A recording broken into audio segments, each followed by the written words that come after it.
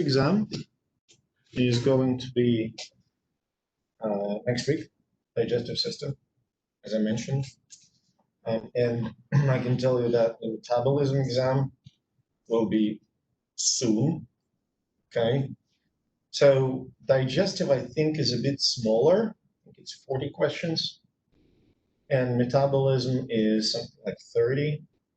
So this is, I used to have both units together. Then I split them because it was just way too much. So we're going to finish the digestive system today. There's like very little to talk about. And then we're going to talk about some aspects of nutrition and metabolism. Okay, it's not a substitution for a nutrition course, but we're going to talk about some physiology in nutrition and physiology and metabolism. So last time we have finished our discussion with the absorption of carbohydrates, amino acids, and triglycerides. Is that correct? So in terms of the absorption, we have a couple more things to mention. So first of all, how the absorption of ions and water. We have the same columnar epithelial cells, right? You can draw several of them. Okay. And the blood vessels are going to be somewhere here.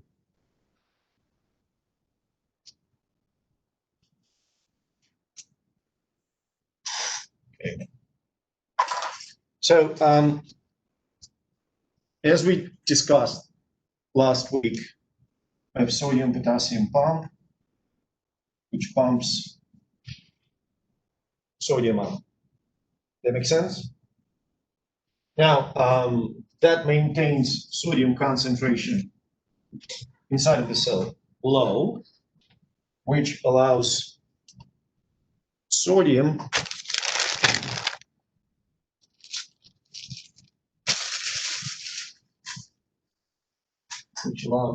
to diffuse through the apical side from the lumen of intestine, right?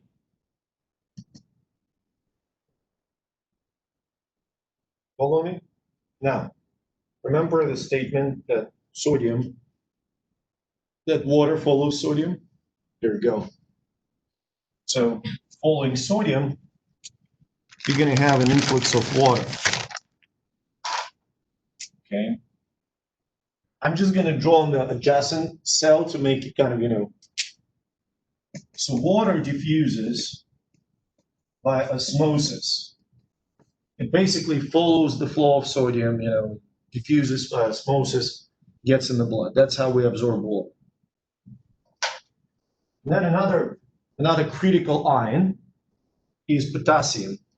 With potassium, there's a little bit of an issue here. Not that it's too big of an issue, but think of it this way. You remember your AP1, the concentration of potassium inside the cell is really high and outside is low. So how are you going to do it? But here's the deal. When water diffuses from the lumen, that automatically increases the concentration of all the ions in the lumen. Does that make sense? So concentration of potassium goes up. It becomes slightly higher than the concentration of potassium in the blood, and potassium can take a paracellular route between the cells and get absorbed in the blood. That makes sense? Now, a little detail here, sort of, what can be a problem when you have diarrhea? If you have malabsorption, if your sodium or your potassium are not being properly absorbed for one or another reason, they will stain the lumen of the intestine. Water will not essentially follow them. Water will stain the lumen of the intestine, and that's your case for diarrhea.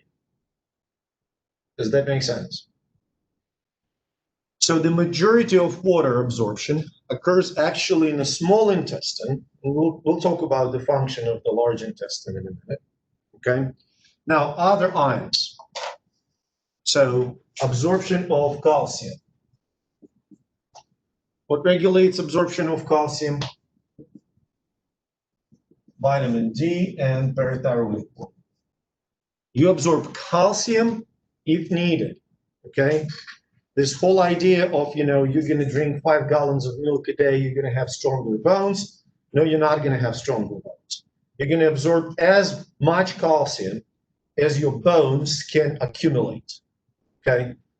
So basically, exercise and weight-bearing exercise will give you stronger bones, not calcium in the diet. Same goes for iron. Absorbed as needed. So again, you can, I don't know, eat metal chips, but it's not gonna help to, help your blood or whatever, your iron levels. Okay, if they're normal, they're normal. You're not gonna be storing iron in the liver, you're not gonna be storing iron anywhere. It's absorbed as needed. Other microelements, you usually consume enough of them just with food, so they are absorbed via various routes, paracellular routes. There are some other mechanisms which I'm not going to talk about, but that's the basic idea of sodium, potassium, water absorption, calcium, iron. Does that make sense?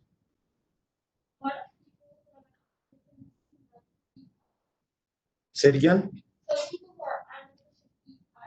Ice? No. I mean, I didn't know that that's the, like, are they prescribed or they just have a,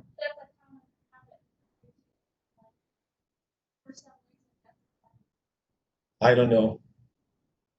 Genuinely, I have no idea. First time in my life I hear that. I'm going to check. I'm curious.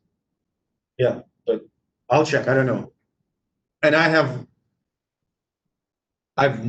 no idea why, quite frankly. Like, what could be the underlying cause here? I don't know. Does that make sense? Okay. Now, large intestine. Okay.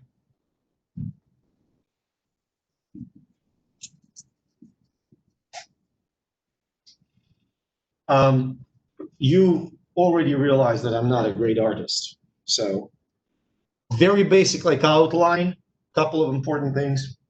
So you've got cecum, you've got ascending colon, you've got transverse colon, you've got descending colon, you've got sigmoid colon, you've got rectum, okay? Now, that cecum thing here, you have a valve, okay? And here, you have an appendix.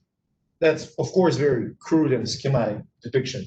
So, cecum, ascending colon, transverse colon, and that's like this. That's the frontal view. Transverse, descending, sigmoid because it's bent, and then rectum. So essentially, the function of, we're going to leave cecum aside, the function of the colon is to squeeze the last bits of water out of the feces, package feces, send them to the rectum. That's it. Okay? Now, what's the importance of cecum? This is the location with the highest number of commensal bacteria in your gut. Okay, that's where bacteria are living mostly. They are distributed all over the intestine, but that's the highest concentration. Intestinal microbiome is extremely important. You probably, there are, like, we can talk about microbiome for hours and hours and hours. I don't have my phone here, but well, actually, I can. I will bring up a picture of a cecum from a mouse that is usual mouse and a mouse that has no intestinal microorganisms. The difference is quite dramatic. I will bring it to class. I have it on my phone somewhere. Now, in humans, it's been shown that microbiome in the gut is strongly correlated with diabetes, obesity, so on and so forth. Okay, so there are attempts to basically alleviate symptoms of obesity or diabetes type 2 by transplanting microbiome. There's a strong link between microbiome and Crohn's disease, which is ulcerative colitis. So we can say a few words about that. Basically, Crohn's disease is, when you hear colitis, it means colon. Now, in some cases, you will hear the word ileitis. So that's a small intestine right here before ileocecal valve. In both cases, what essentially happens, some reason your immune system develops an immune response, autoimmune response, and attacks your own intestinal tissue, which leads to inflammation. Inflammation can be of different severity. It can just affect the absorption. So people with Crohn's disease will have malabsorption syndrome. If they are kids, they will have stunted growth if they're not diagnosed properly. In severe cases, the damage to colon, for instance, can be so significant that people will have to have their colon removed. Okay. If it's a fragment, it's okay. In some cases, the whole part here can be so damaged that people will have to have what is called colostomy or even ileostomy. So what it means, there is no way to connect the residual parts of the intestine to the rectum, and they have to have their basically intestine to be connected to an opening in the abdomen. So they have a colostomy bag which collects feces. Okay, that makes sense. It's the underlying, not the underlying mechanism, the risk factors. One is pretty common. We live in a clean society. There is a strong correlation between living a clean life and developing various autoimmune disorders, including Crohn's disease. And for instance, Crohn's disease is basically unknown in places like South America and Africa because kids are exposed to more microorganisms when they are growing up. And also being of a certain descent, especially, I believe, Ashkenazi Jew, that's a huge risk factor for Crohn's disease. Okay. Crohn's. Yeah. So what happens mostly in a large intestine? Peristalsis. Okay. Now, large intestine structurally is slightly different from the small intestine. So first of all, large intestine exhibits the structure of the wall is the same. So you have mucosa, you have submucosa, muscularis externa, all of that the same. Cells, you're going to have goblet cells, and you're going to have some absorptive cells, but not a lot of absorption. What I want to highlight is that large intestine is organized in what we call haustra. So the appearance of it will be something like that.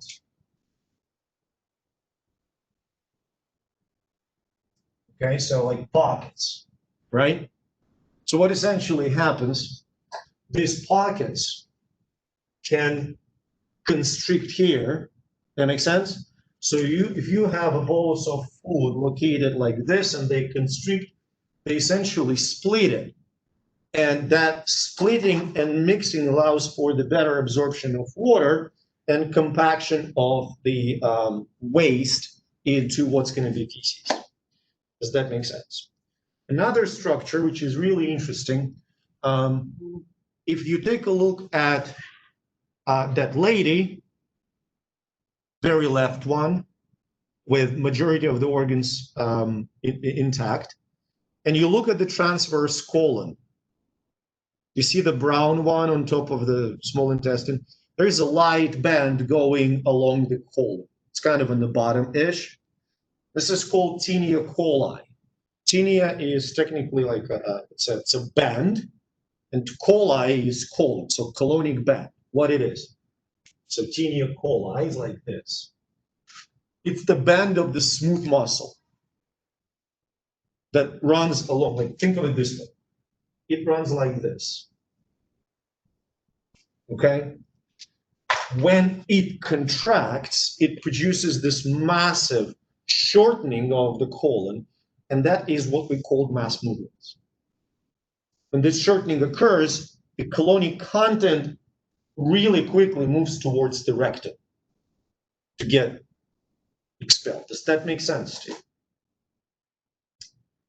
Austra, Tinea coli. Actually, the last bit that we need to discuss, because a lot of the stuff, I want to clarify again, a lot of the stuff that is in the notes, just get right, is not worth going over and over again. Like anatomy of the colon or discussion of mesentery, it's all anatomy there. You just look at the pictures, okay? That makes sense? Couple of things that we need to talk about is how peristalsis happens and defecation reflex. And we'll talk about vomiting. Okay. So first, peristalsis.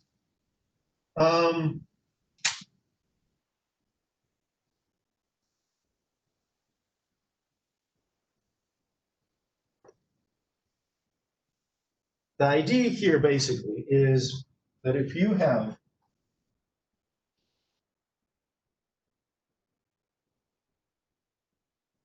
when you have smooth muscle cells and nerve plexus among those smooth muscle cells, those neurons in the local enteric plexuses can serve as what we call a pacemaker.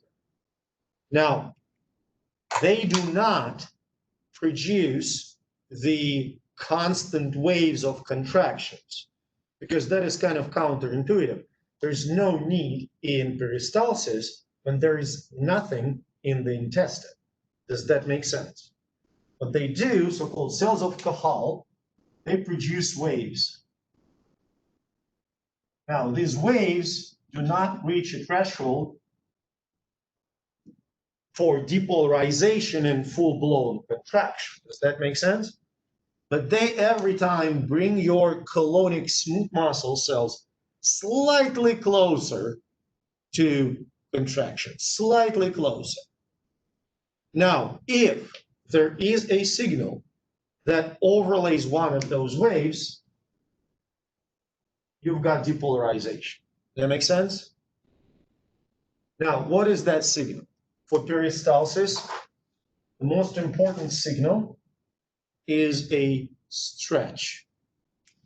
Now, that is a really exciting part here that I wanted to illustrate by drawing. So we have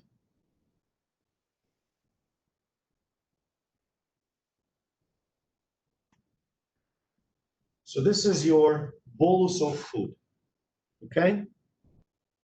Now, food is going to go this way because the colon behind contracts, the colon in front dilates.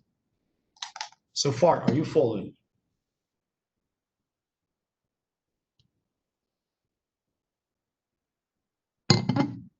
Good. Now, here's how it works.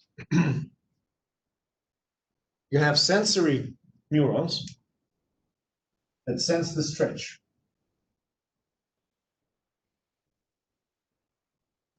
Does that make sense?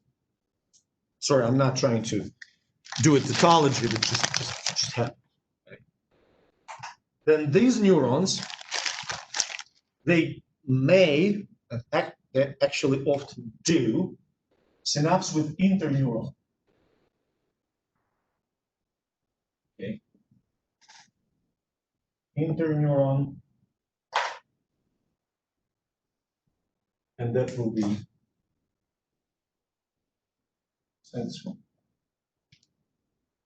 And then interneurons will synapse with the motor neurons.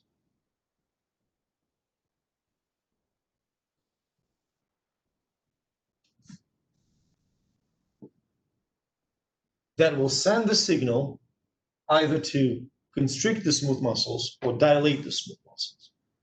Does that make sense? You got it? So the stimulatory neurotransmitters that lead to the smooth muscle contraction are going to be small molecule called acetylcholine or a large neuropeptide called substance B. And the neurotransmitters that dilate are vasoactive intestinal peptides, so it's a large molecule neurotransmitter, or nitric oxide. Does that make sense? So think of it this way, that you have this arrangement, this reflex arches all along the colon. Check it out. It's not going to your brainstem, okay? It's not going to the CNS. Am I clear? All it goes to, like, next door, okay? So stretch, one reflex arch contracts the smooth muscles behind the bolus. Another reflex arch relaxes smooth muscles in front. Got it? Cool? Okay. Now, yes.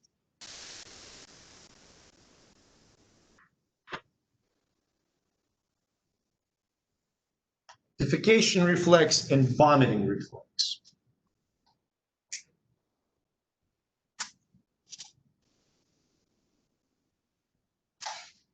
Okay. Now, at this point, we can safely go from food to feces. At this point, we cannot count it as food anymore. So we have feces in the rectum. Okay. That leads to the stretch. Okay. That makes sense? And that leads to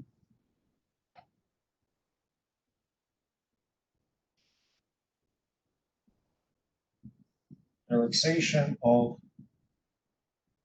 internal anal sphincter. Okay. Now that relaxation, of course, it is mediated by the spinal cord, okay, and local plexuses. So yeah, there is a signal we can put here. Central nervous system, specifically spinal cord, and relaxation of internal anal sphincter. This process is involuntary.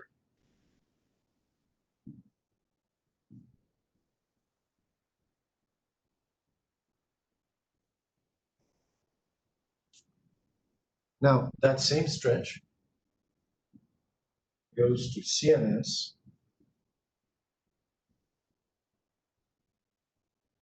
and at this point, you send the signal to relax external anal sphincter.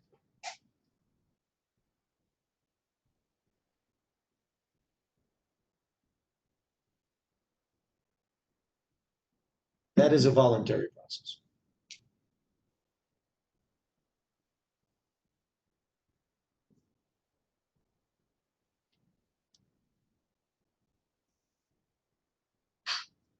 Does it make sense?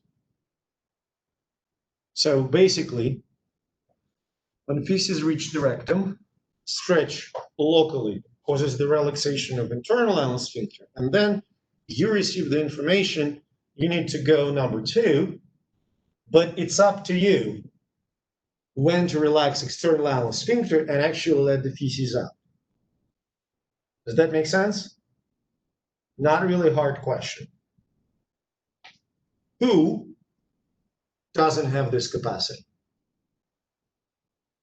In whom we can basically like take it in a parenthesis.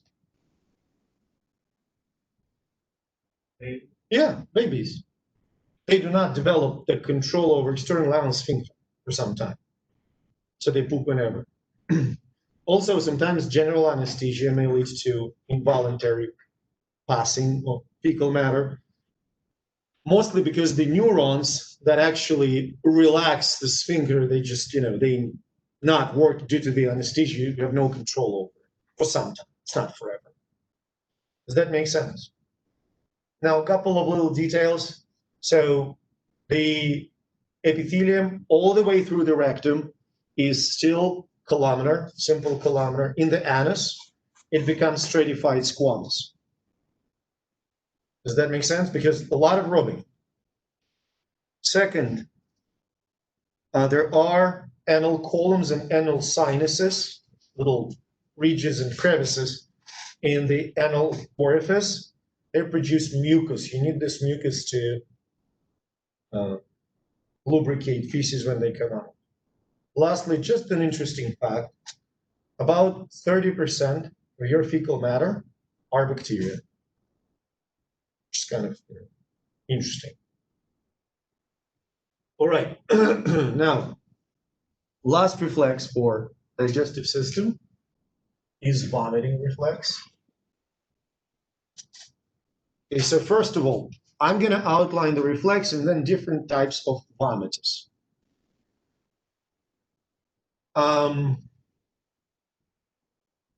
Overstretch or irritation in the stomach or proximal duodenum. Now, what does that mean, proximal duodenum? Proximal duodenum means the really close to stomach, okay? Hemo or mechanoreceptors.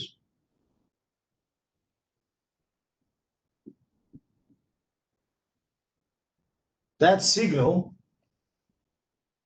goes to medulla. Okay, there is a vomiting center in the medulla oblongata. Okay, and this vomiting center releases neurotransmitters that stimulate reverse peristalsis,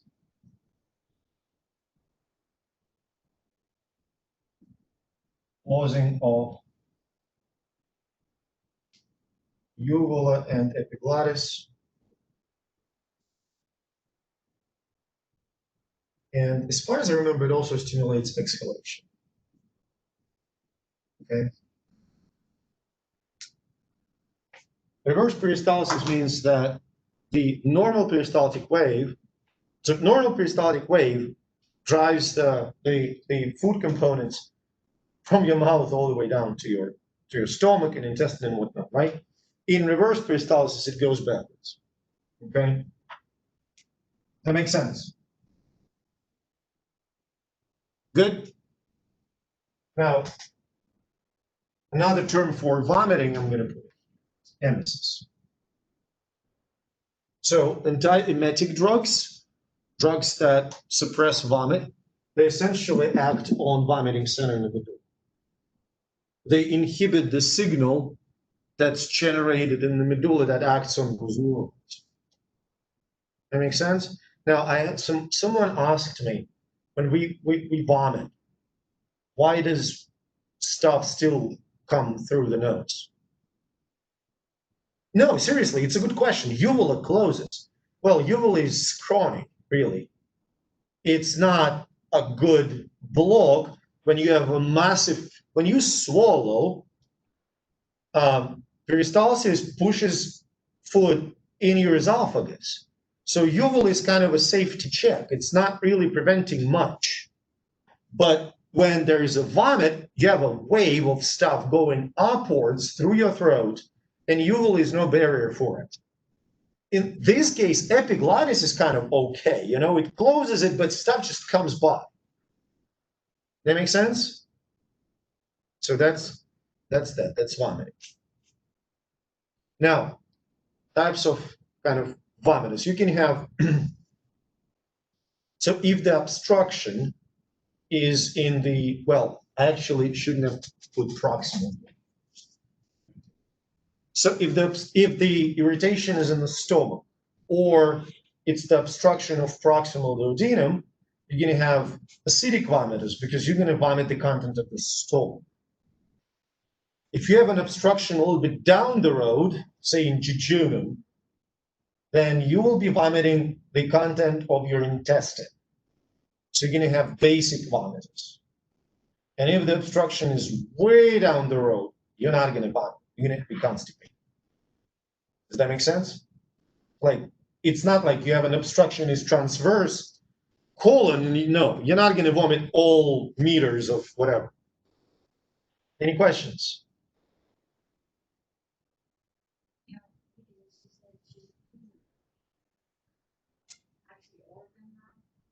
Oh, no, not jejunum. It's mesentery. So jejunum, jejunum is not,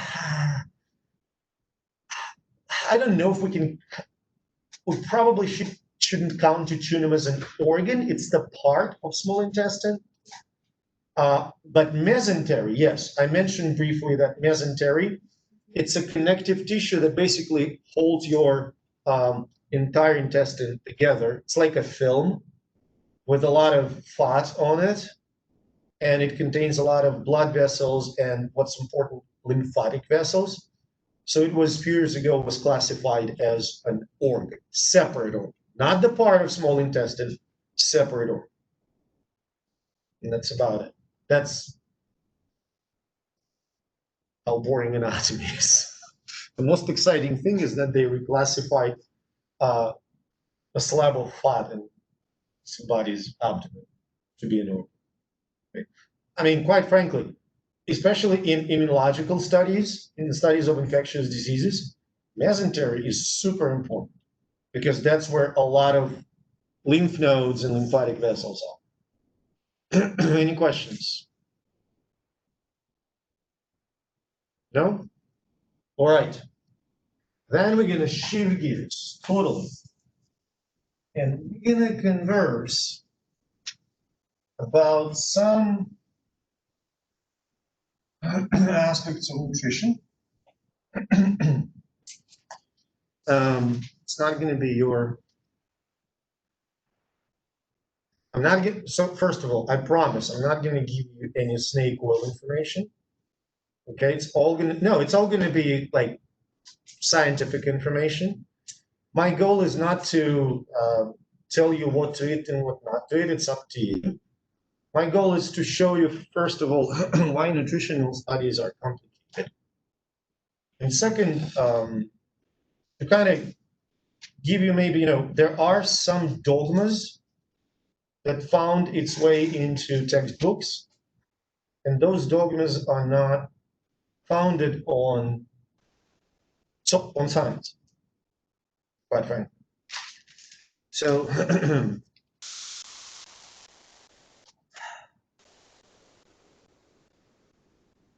I do talk in the very beginning of the lecture about the saturated fats and cardiovascular disease.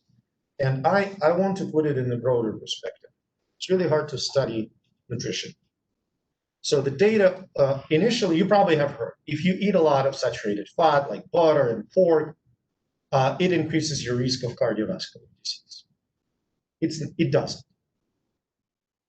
There are now multiple well-controlled studies showing no link between dietary consumption of saturated fats and the risk for developing atherosclerosis, period. Now, does it take into account some crazy shit? Like somebody start eating 5 sticks of butter every day? No, that's not normal. Yes, in this case, your liver produces absolutely abominable amounts of cholesterol. Yes, yeah. But if you, like on the average person on average diet, no link, okay? And the opinion has changed, okay? Moreover, one of the stories that I don't tell there in like lecture recordings.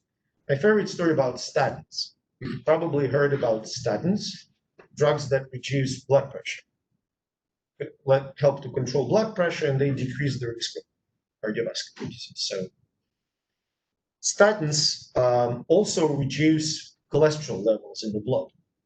And for a long time, scientists were thinking that, okay, the levels of triglycerides and cholesterol in the blood that statins reduce are actually a cause for cardiovascular disease. So they started to work on other drugs that would reduce triglycerides as well. They developed those drugs, reduced them, started to use them. No effect on cardiovascular disease. They reduce fat, all right. Your blood cholesterol and your blood triglycerides go down. There's no benefit, just go down. So it kind of shows you that when we think that this is how drugs work, not necessarily. So we still don't know how statins work. It's actually quite amazing. I worked in obesity research for 5 years, and the main problem is that mice are not men. So it's really hard to translate the studies in animals into studies in humans. There was one wonderful study that looked at the effects of increased caloric consumption in human subjects. It was done in Louisiana, Baton Rouge. They have appropriately so for southern state, they have a huge center that studies obesity. They enrolled a bunch of basically students from LSU, and they fed them 4,000 calories a day for 2 months.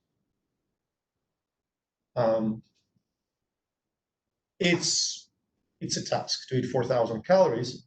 I mean, if you go to Cheesecake Factory, it's a breakfast, you know. But if you eat more or less normal, decent diet, then it's really hard. So they wanted to see how, and those students were not banned from eating extra, they were not banned from exercising, like just you have to consume 4,000 calories every day. First of all, it turns out people couldn't. So they had to put a nurse who did not let the participants leave the room before they finished the meal. It was so much food, okay? Second, they offered like 4-month gym membership as a reward for participation. Quite a few participants, after a few weeks of study, said, screw you, I'm not coming back. It's not worth it, it's terrible. You're just feeding me like a pig. A lot of people, when study concluded, said, you will never call me again. I will not pick up the phone, do not contact me. It was terrible, it was awful experience.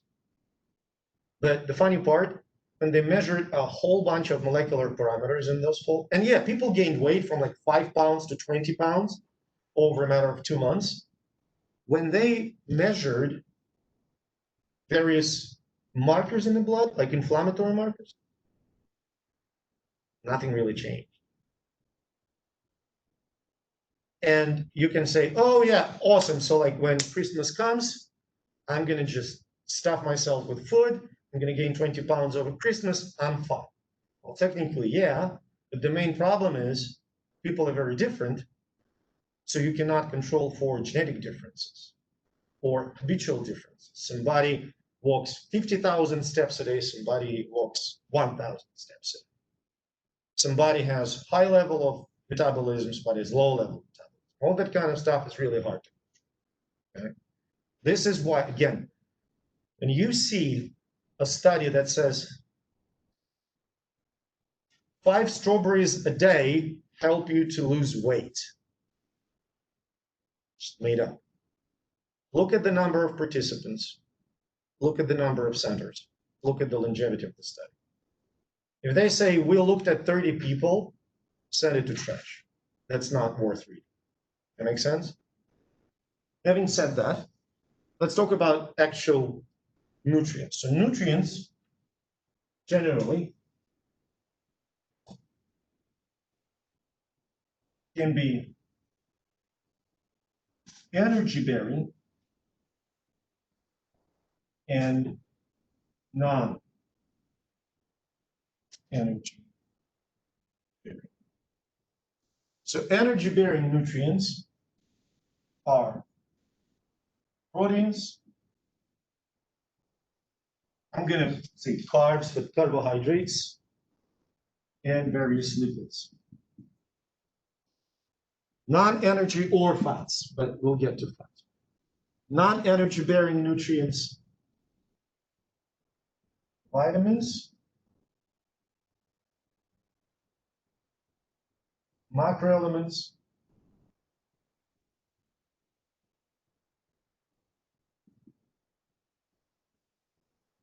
and micro. Okay. Does that make sense? So vitamins can be further divided into lipid, soluble, and water soluble. So quite obviously, lipid soluble vitamins, they are soluble in lipids, and water soluble vitamins soluble in water. So there are following lipid soluble vitamins. It's vitamin E, D, E, K. Let me think. Did I forget something? No, I don't think so. A, D, E, K. Okay. All other vitamins, all of them, no exceptions, are water soluble. That's easy to like. If it's not A, D, E, K, okay, then it's water soluble. So, what is the conceptual difference between lipid soluble and water soluble vitamins? When you, for instance, pop vitamin C, it will be absorbed by your intestine very easily because it's a water-soluble molecule, okay? And it'll go by this paracellular route between the cells, no problem, okay? Now, lipid-soluble vitamins, if they are not dissolved in fats, they will not be successfully absorbed. Does that make sense? They're too large to go straight across the epithelium, and they're too hydrophobic to be successfully absorbed, to be absorbed from the watery environments in the intestine. So this is why there's if you want to get lipid-soluble vitamin A from carrots, either it's some kind of fat, like oil or sour cream, something that contains fat, which it is true, it is true. But another really important feature that differentiates lipid-soluble and water-soluble vitamins is that it's much easier to overdose in lipid-soluble vitamins because they tend to accumulate in the adipose tissue in the body. Okay? Does that make sense? Can you really overdose? Surprisingly, well, vitamin K, no, because it is produced by bacteria in your gut. So you say they're not going to overproduce it. Okay. Vitamin K is important for coagulation processes like clotting of the blood. Vitamin E, unless you take it in the form of a pill, no. From food, no, not enough concentration. Vitamin D. Vitamin D, if you remember, it's actually a hormone that's produced by your skin. So, and the stimulus for vitamin D production is the sun. By the time you may have overdose, you will probably already die of melanoma. You expose yourself to the sun such a long time. That makes sense? Vitamin D unlike. Vitamin A. Well, obviously, if you take those vitamins in the form of a pill, yeah, if you eat an entire bottle, you can overdose and you can die. But can you overdose with the vitamin A from food? Well, the answer is there was a case. Yes, there was one American guy who ate decline of American empire, who ate so much carrots I'm not kidding, so much carrots with some probably fat that he died of a liver failure from vitamin A overdose. He turned bright orange, like his skin turned bright orange, but yeah, well, I hope nobody's going to try to repeat that record, but that's the story, okay? That makes sense? What I want to illustrate here actually is that, yes, you can overdose on the vitamins. Now, what about water-soluble vitamins? Can you OD on water-soluble vitamins? Well, the dose makes the poison, obviously. If you will try to, I don't know how much vitamin C my friend, when he was in high school, did an unhumane experiment on himself. So the daily dose of vitamin C is, I believe, 300 milligrams. He ate 3 grams, which is 10 daily doses in like one sitting. Just pop the pills. Just out of curiosity, what's going to happen? His urine turned orange. That's it, nothing else. Like, that's it. The deal is, those are water-soluble vitamins. All excess will be excreted through kidneys. That makes sense? Which actually puts a nail, well, there are many nails in that coffin, but apparently it's still open.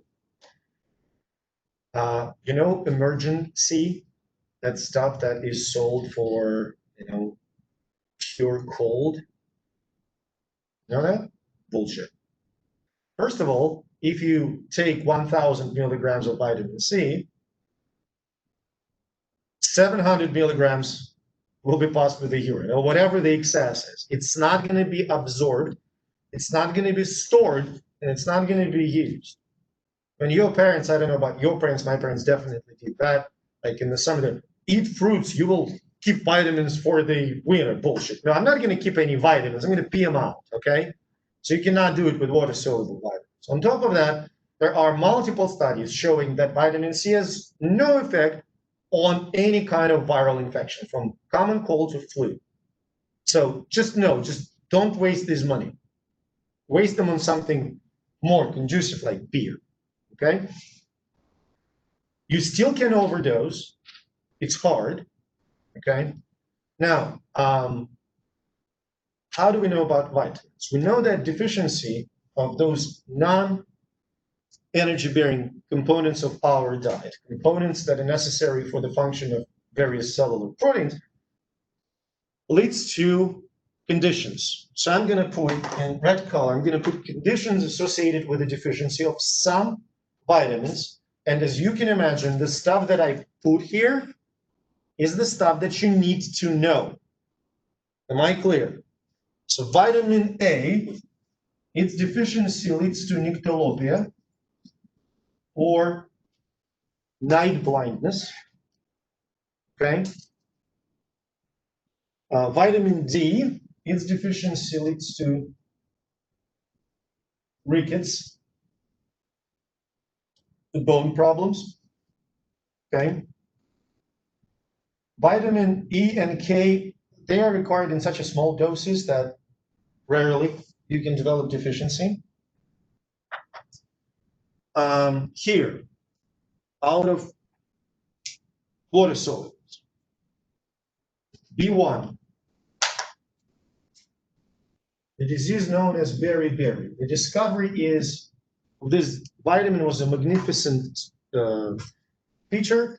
The disease beriberi, which is a neurological disorder, was known for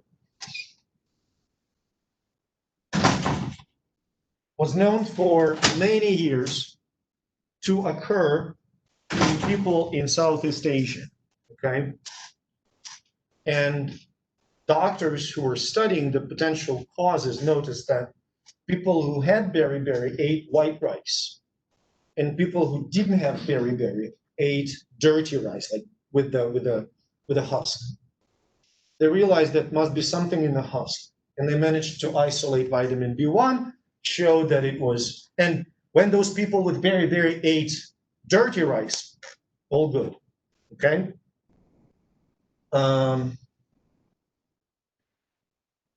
Vitamin B12. The deficiency of vitamin B12 leads to pernicious anemia. Vitamin B12 is essential for fast-growing cells, and one of the fast-growing and fast-dividing cells. One of the most fast-dividing cells in your body are red blood cells, or precursors of red blood cells. When people have B12 deficiency, they don't have enough red blood cells. Now, you can imagine that vitamin B12 will be absolutely crucial, and I didn't say only for red blood cells, right? All dividing cells. So there is a category of people, healthy people, who must have steady supply, maybe even increased supply of vitamin B12. Any idea what that is? People who have a subpopulation of pretty rapidly dividing cells. Yeah? Huh? Which people should have a steady supply of vitamin B12? Hmm? You're on the right path. Children, not so much, because their growth rate of kind of cell division is kind of similar. Go earlier. Even earlier. Pregnant women, yes. Specifically for the proper fetal development, vitamin B12 and folic acid. Those two, folic acid is absolutely critical for cell division as well as vitamin B12. Okay, so that the time when women can be prescribed those vitamins. Okay, and another one is vitamin C. It is essential for proper development of various connective tissues, so scurvy. Okay, that is probably the first vitamin deficiency that was ever discovered. Sailors that would suffer from scurvy because they didn't have any fruits or vegetables. Does that make sense to you? Now, of course, the question that some of you may have, what about vitamin pills that you can buy at the grocery store pharmacy? There is zero medical evidence that these vitamin pills have any health benefit in the otherwise healthy patient. Yes. Because again, you decide to embark on some exotic diet, which will include cucumbers, and only cucumbers, and nothing else but cucumbers.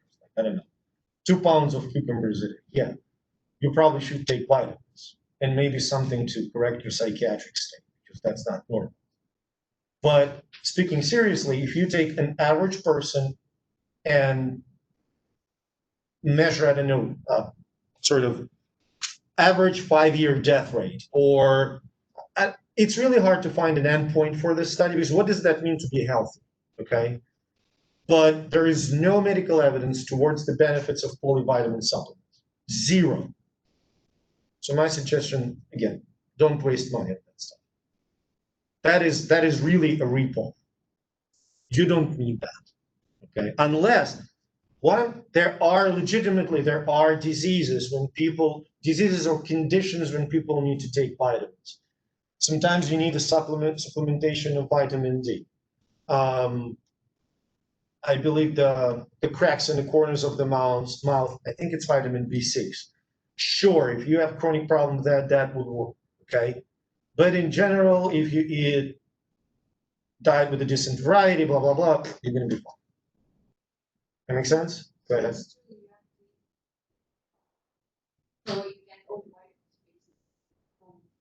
Yeah, you get enough. You get enough vitamins from food, yes. Absolutely. It's been shown, no, you don't need any vitamin supplements. Okay. Now, of course, like if you live somewhere where it's always dark, no sun. Yeah, vitamin D is one.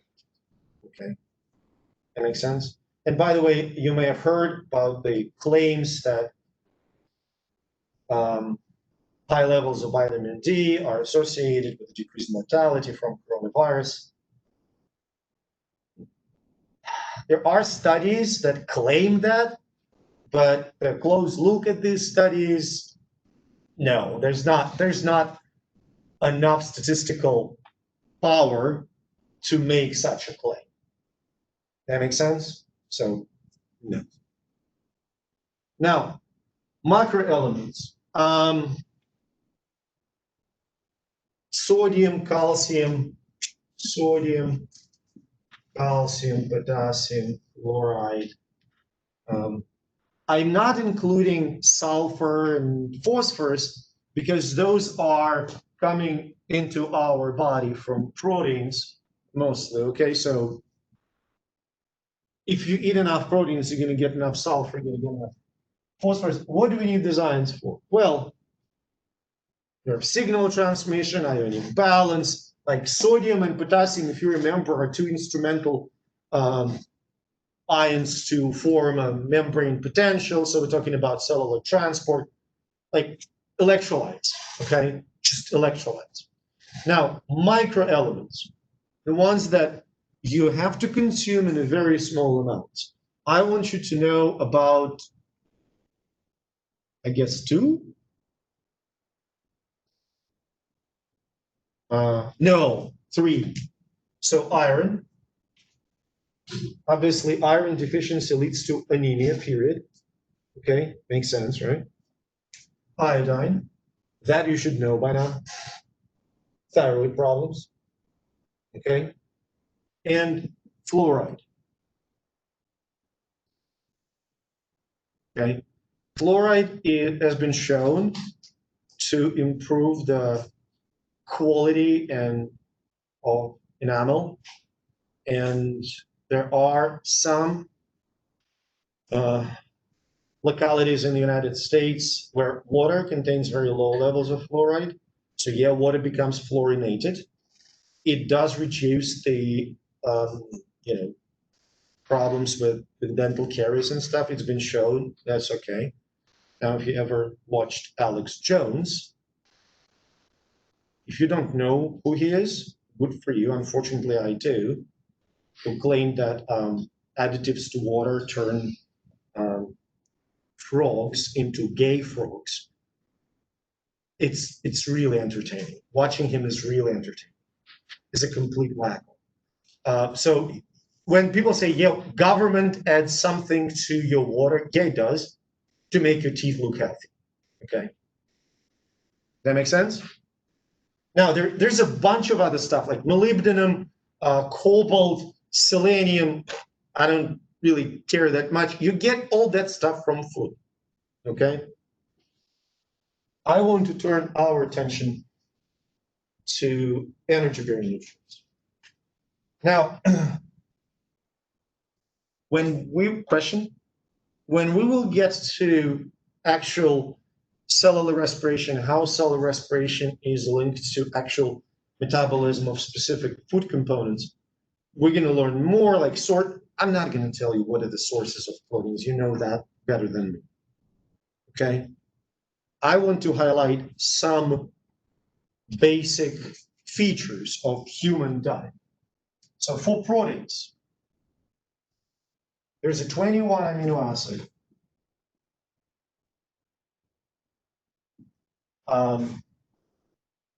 If you have taken biology, like biology 1200 or biology 1510 here, or any other biology course somewhere else, chances are your instructor told you that there's 20 amino acids. I worked with the guy who was at the beginning of discovery of 21st. There's 21 amino acids. Okay? I can prove it. Like I can give you links and everything. 21 amino acids. So 10 amino acids we can make, 11 essential. Now, since you at some point will be going through the board exam, I want to kind of make it clear you will be getting ready for the board exam. If you board preparatory book says 20, don't argue with the board. Don't argue with the board. If they say there are 10, because that 21st amino acid is an essential amino acid. If your board says 10 essential, 10. It's fine. Okay, don't argue with them. It's getting this stuff updated is really hard. Okay, what does that mean? You can get all 21 amino acid from any animal product, any animal protein. Am I clear? You cannot get all 21 amino acid from plant products. So if you're vegetarian, you have to combine vegetables and basically beans, legumes. Okay, then you get all 21. You get. Okay, does that make sense? Second, nitrogen balance.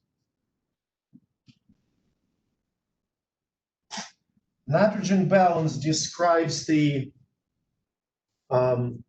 consumption of protein if it's better to say. Well, let me just, so positive nitrogen balance means that you acquire more amino acids than you break down. Does that make sense? Positive nitrogen balance is essential for growth.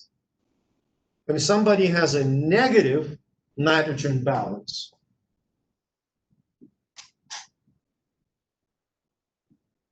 loss of muscle tissue. Does that make sense? Do you understand what I'm saying? So in very simple words, if you consume more protein than you destroy, you have positive nitrogen balance. If you consume less protein than you destroy, you have negative nitrogen balance. For instance, pregnant women, well, growing fetuses have positive nitrogen balance because they grow, okay? We're clear. I'm not going to put it in writing. You can make proteins only if you have all amino acids, okay? Which is the bad news for someone who decides to go on that 2 pounds a day cucumber diet. It's not going to work. And lastly, that's important. Growth, and when I say growth, I mean like muscle growth, okay? Accumulation of protein requires proteins and carbs. Let me explain what I mean by that. So essentially, when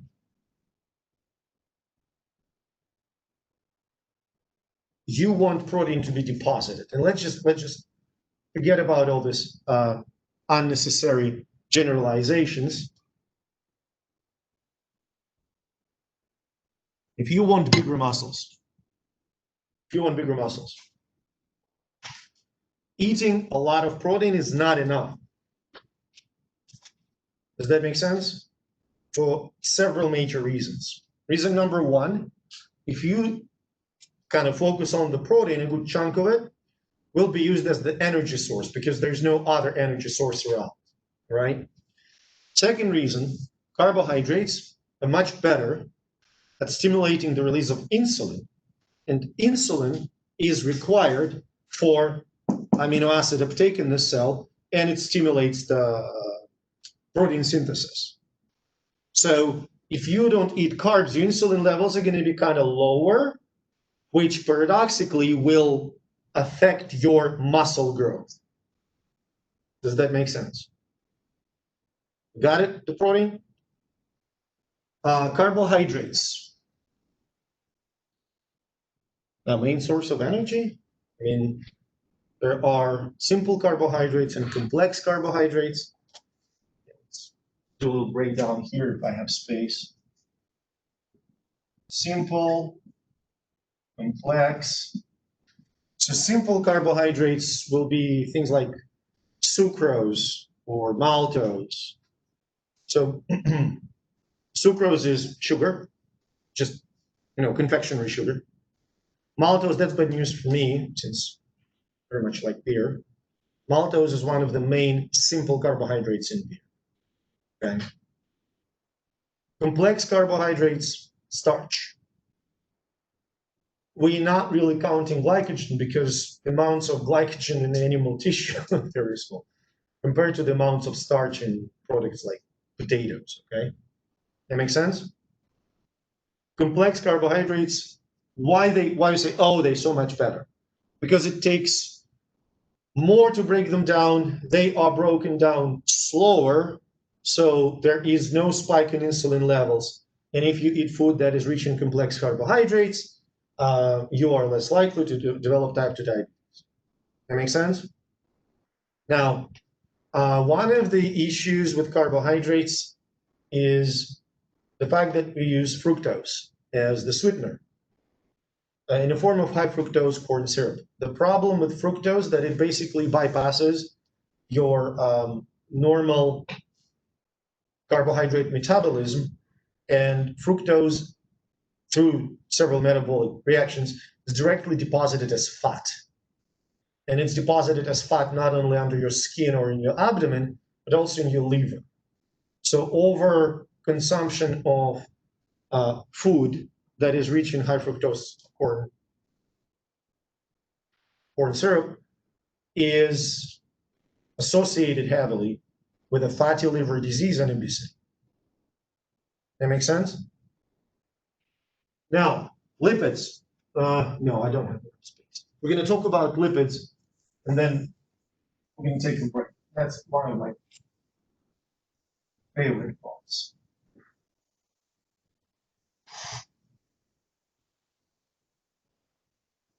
So lipids that we eat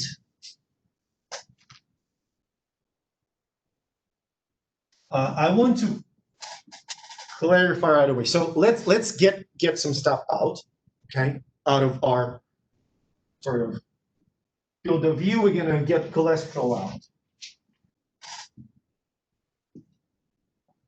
Okay, only 15% with the diet. 85% are synthesized in the liver. Does that make sense? Now, if only 15% of cholesterol comes from your diet, do you think you can seriously alter your blood cholesterol levels by eating pork or butter? Not really. Changing this 15% isn't going to affect your overall cholesterol levels, which does not mean that there are no people with intrinsically high levels of cholesterol. It's a genetic disease known as hypercholesterolemia. Does that make sense? Like, I have a really good friend who has hypercholesterolemia, genetic, hereditary hypercholesterolemia. He's super lean, good shape, has to take, his cholesterol levels are through the roof.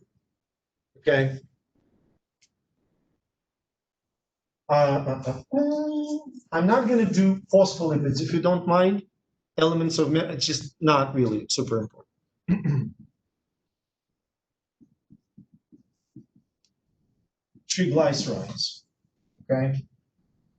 So I want to remind you the structure of triglyceride right here.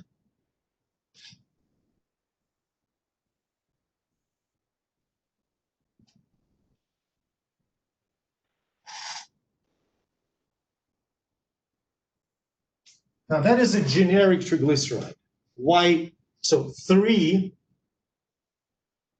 fatty acid residues and 1 glycerol. Does that make sense? 3 glyceride. We good? So triglycerides are divided into fats,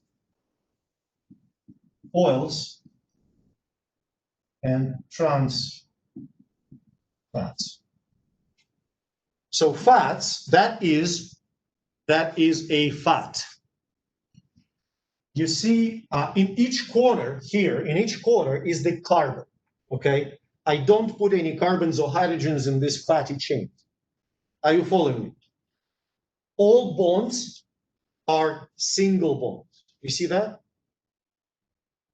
Single bond, single bond, single, all a single bond, okay? Which means that these fats, these fatty acids are saturated. Am I clear? When all fatty acids are saturated, they're really neatly packaged. Triglyceride molecules can be really neatly packaged. This is why fats are solid.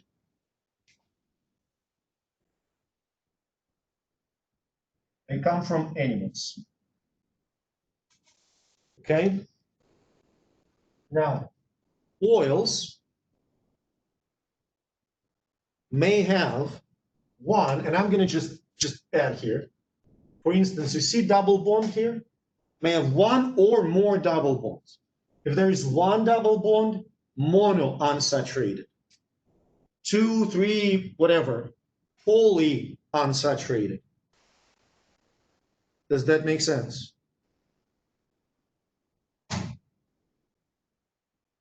When they have multiple double bonds, they kind of weirdly shape, they're all kinking, so the molecules like sticking out. See what I'm saying? They cannot be tightly packaged, and they are liquid. Okay, and they are coming from plants, with a couple of exceptions like fish. Fish contains a lot of unsaturated fatty acids. Okay, you with me so far? All right. Now, what is cheaper to grow? Animals or plants? Plants. So intrinsically, oils are cheaper than fats. Does that make sense? Also, you can easily produce corn oil, kind of obvious thing, corn oil, vegetable oil, going on and on and on. But I would like to see a movie how people try to squeeze the fat out of a cow. Like fat, pure. I mean, you can do lard, you can get some lard, but that requires an effort, right? And then you end up with, it's probably not going to, I don't know if it's going to be properly like bakery grade.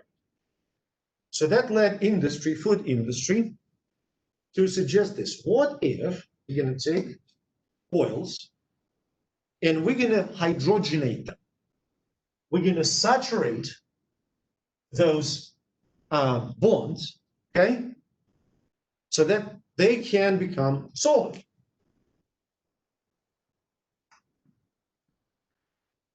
Hydrogenation of oils gives you trans fats, and they become solid. That is your vegetable shortening and margarine. Now, I have a picture in the lecture notes, but to kind of, you can kind of go over it and check it out, like risks. Basically,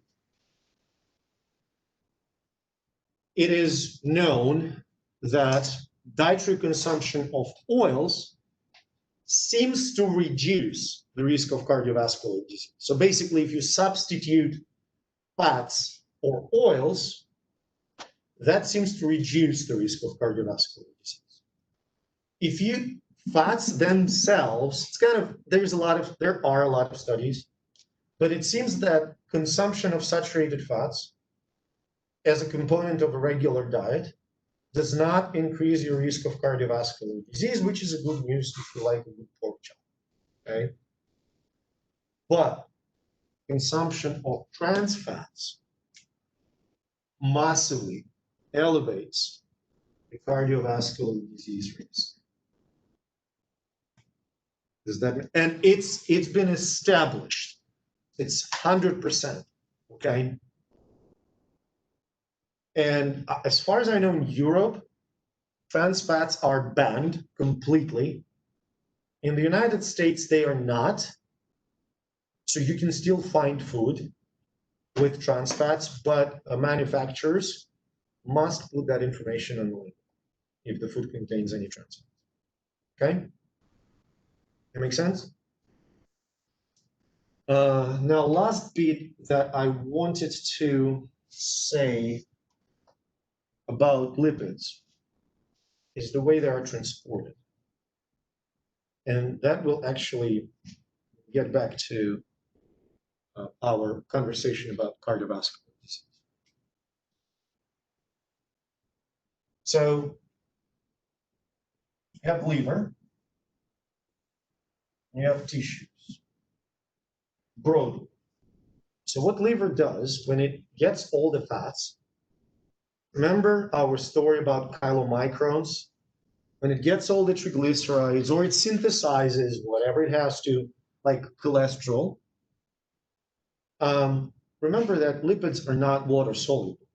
So in order to transport them to tissues, they have to go in the blood first.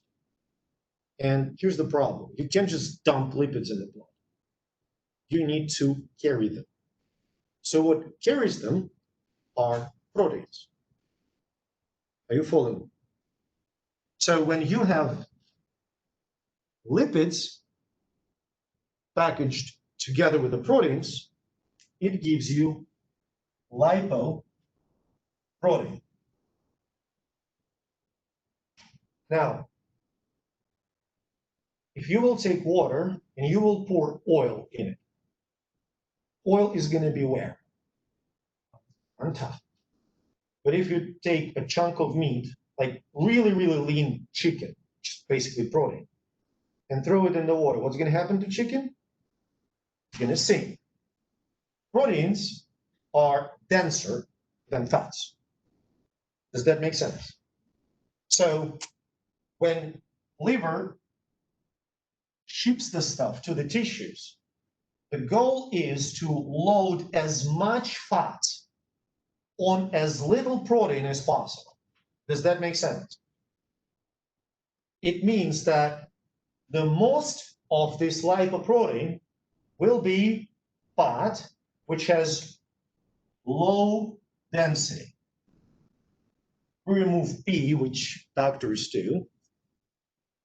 We're going to get LDL, low density lipoprotein. It's actually going to be LDL and VLDL, which is very low density lipoproteins that carry most of the fats towards the tissues. Does that make sense? Now, do tissues utilize all the fat? They don't. No. Some of the fat that tissues do not use gets shipped back to the liver. But this time, think of it this way, like you send a truck with a huge load, 90% of that load has been used. So now the truck, the protein, represents much bigger share in the whole package. Does that make sense? So now the density of these lipoproteins, because proteins represent like 70% of it, increases. So that's going to be high density lipoproteins, or HDL. When we measure total lipoproteins, that's what kind of wrongly named as we measure total cholesterol. Well, nobody cares about cholesterol. We care about lipoproteins. So what we essentially measure is the efficiency of lipid utilization in your tissues. Now, if you take someone who's a complete slob, does not exercise, stuffs their face all the time, there's going to be a lot of fat that will go to the tissues. Tissues, since they're not super active, will not utilize that fat. So percentage of HDL, percentage of that high density stuff that goes back to the liver, is going to be really, really low. Okay?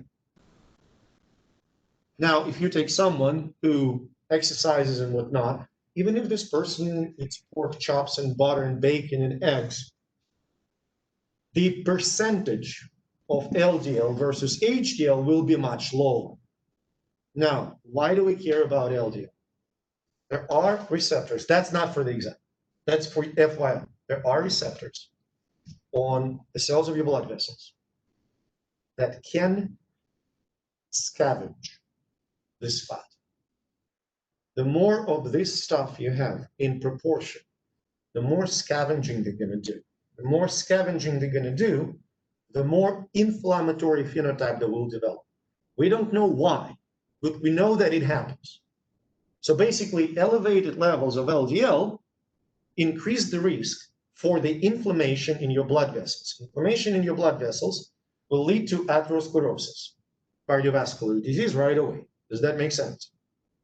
So when you get your blood work from your physician, the most important parameter, and I don't remember in which order it is, but it's a ratio of LDL versus HDL.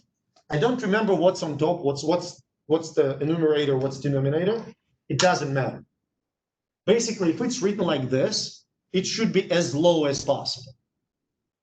Make sense? And if it's other way around, as high as possible. Well, not as high, but higher, better. In this case, lower is better. A lot of HDL, little of, because here's the thing. Total cholesterol, total levels of cholesterol in the blood, up to a certain range, are not associated with increased risk of cardiovascular disease.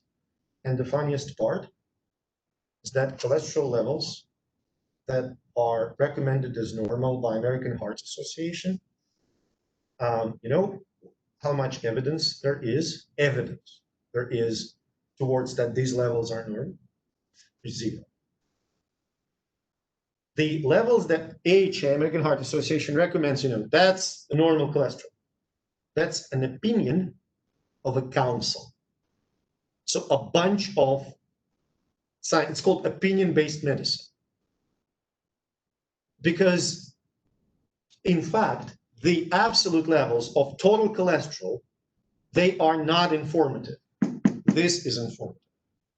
For this, yes, we have pretty good studies showing that ratio of HDL to LDL in a certain range is good, in a certain range it's not good, associated with cardiovascular risk. Questions? Okay, let's take a break.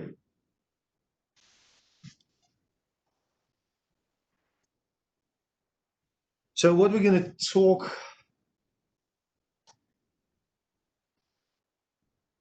now is energy metabolism. But what I want to do is to provide you with more of a brief overview and general reminder of what's going on during the metabolism, and then shift our attention from glycolysis and respiration, oxidative phosphorylation, and Krebs cycle towards the metabolism of nutrients in general, how metabolism of carbohydrates and lipids and proteins is connected. So we're going to start the metabolism of glucose, okay? And before we start, what you have to appreciate is this.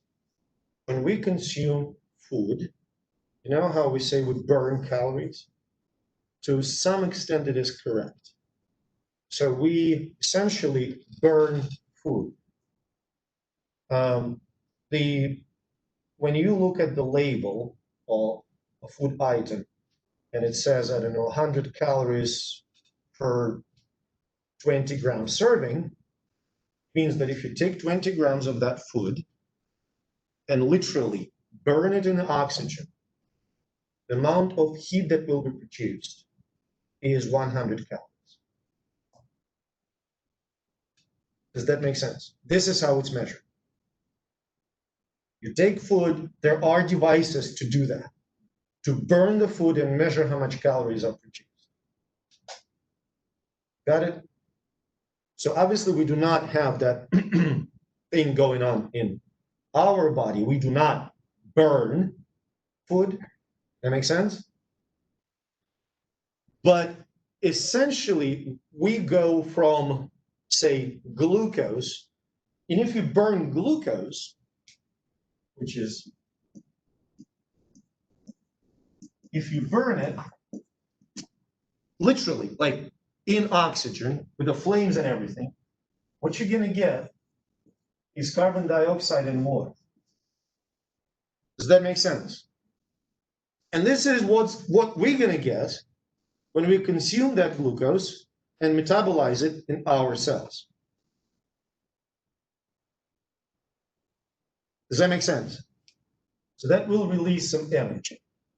So when we eat glucose and it's metabolized, say liver, we're going to get exactly the same energy as this burning releases.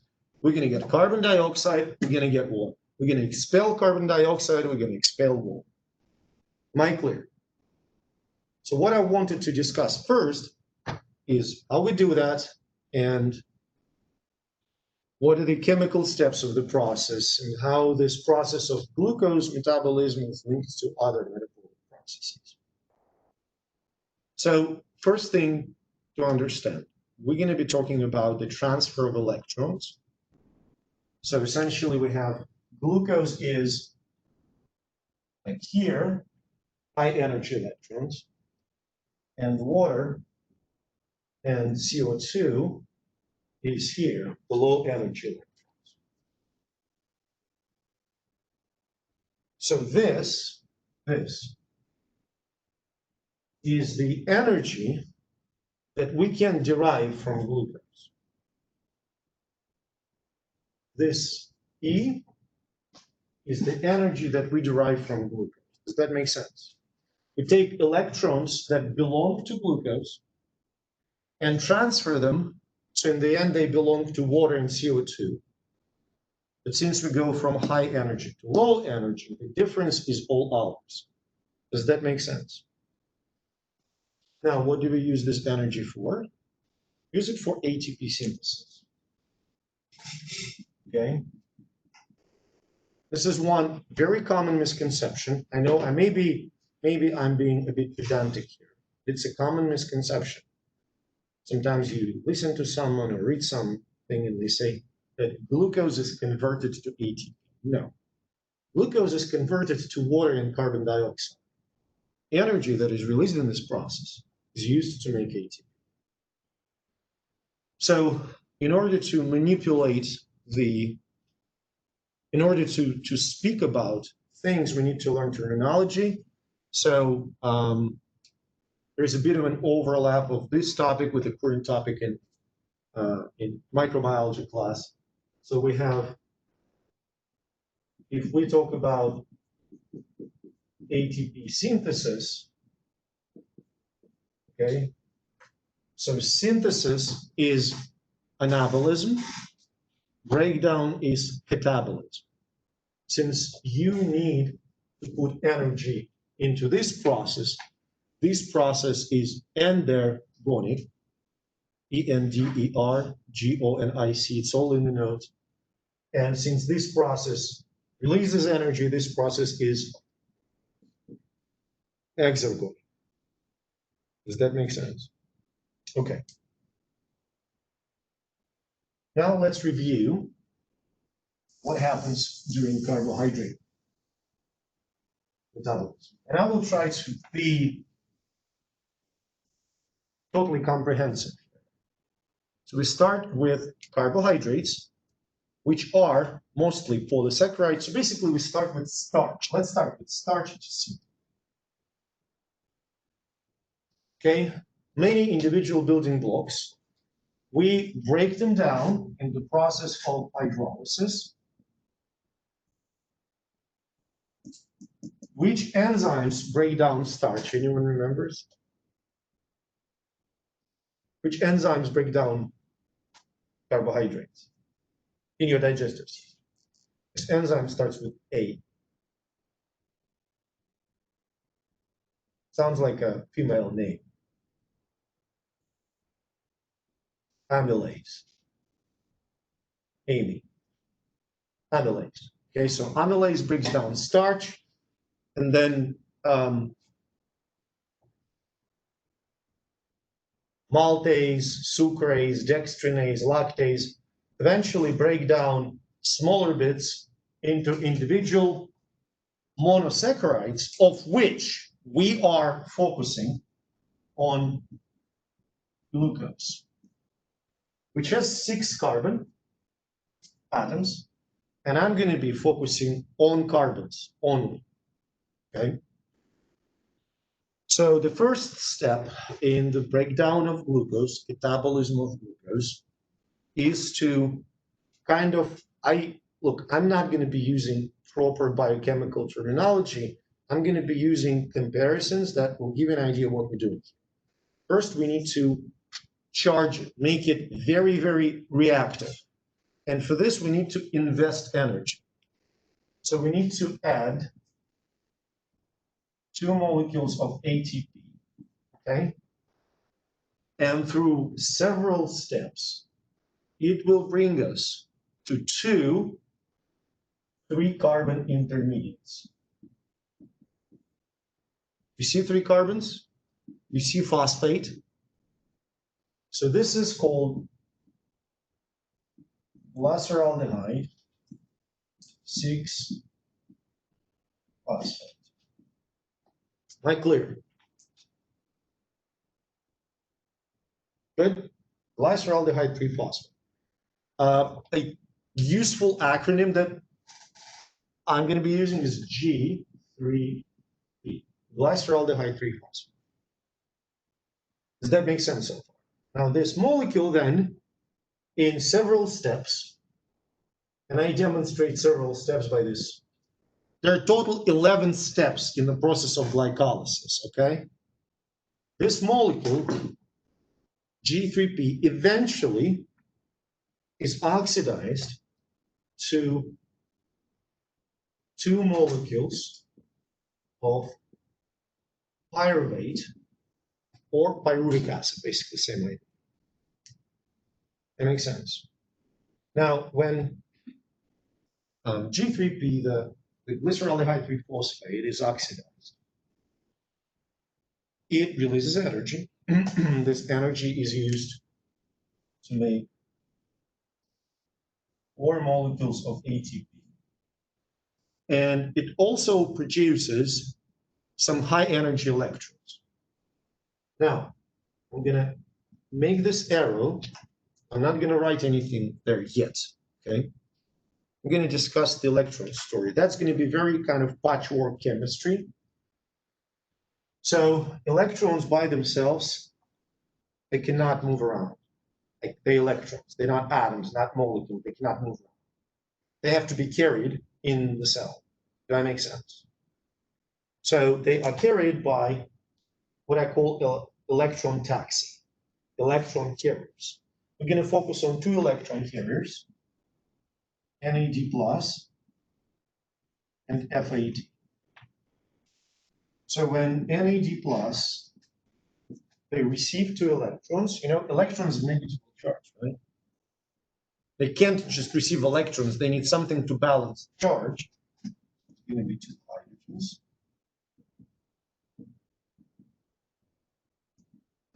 So what they become, NAD+ becomes NADH, proton hanging around, and FAD becomes FADH.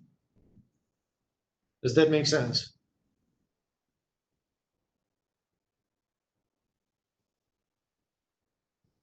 So far, you following me? For the future reference, when I'm going to be talking about Krebs cycle, just so for our convenience, you see this hydrogen? Let's lose it. Like, let's not write it. We know it's there. Let's just forget about it. We know it is there. We don't need to write it all the time. It's okay. Does that story make sense? Now, does anyone remember what do we call a process when a molecule gains electrons from chemistry? It's 50-50. It's either oxidation or reduction. When molecule gains electrons. Opposite. Yeah, more negative, so reduction, reduce, yes. So look, FAD and NAD plus are reduced. Does that make sense? It makes sense.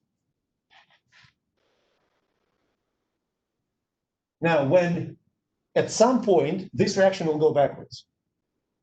When NADH and FADH2 lose electrons, what happens to them? If NAD plus and FAD, when they gain, they are reduced. NADH and FADH2, when they lose electrons, they are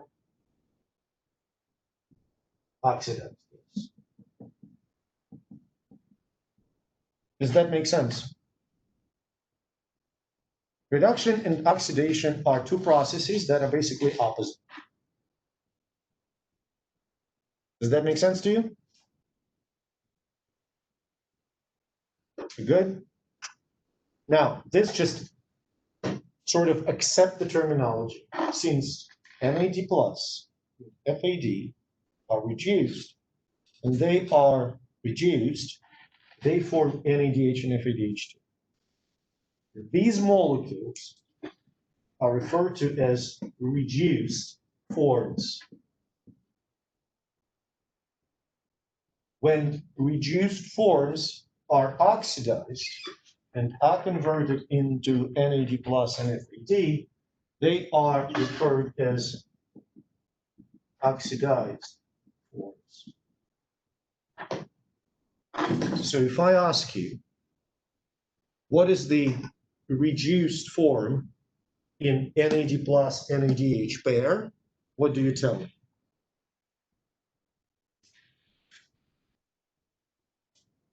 Say it, NADH, right? If I ask you what is the oxidized form in FAD FADH2 pair, tell me that's FAD. Does that make sense? Yeah, we just need to learn the terminology. Okay? Good? What I want you to appreciate about these molecules, they are carriers. They are taxis. Does that make sense?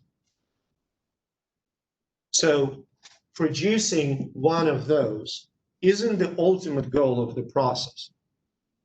For example, here in this process, oxidation of glyceraldehyde 3-phosphate. Glyceraldehyde 3-phosphate. Two molecules of NADH are produced. What do they carry? Electrons. But they carry, it's not the final destination.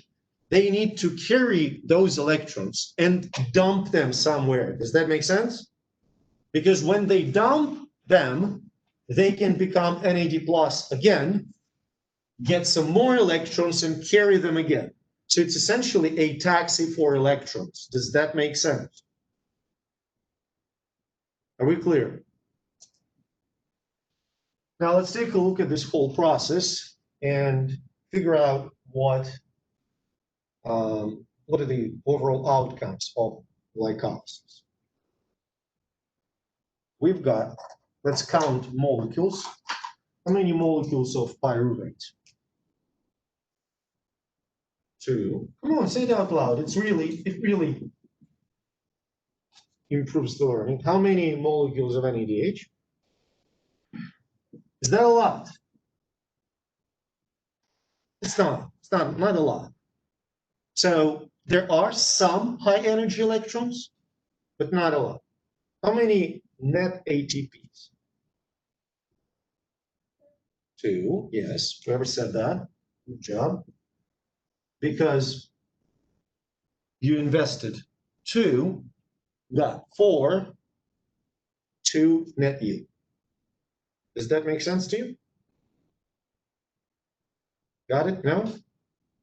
You invest $2, get back $4. How much did you gain? $2. You invested 2, got back 4. How much you gained? 2. That make sense? Now, did we lose any carbons compared to the original molecule? No, we didn't. We started with 6 carbons, we ended with 6 carbons. We just rearranged them. That was the main goal, to rearrange the carbons, to go from glucose to pyruvate. Good? Now, this process, glycolysis, it happens in cytoplasm of our cells. Let's take a look at what happens in mitochondria.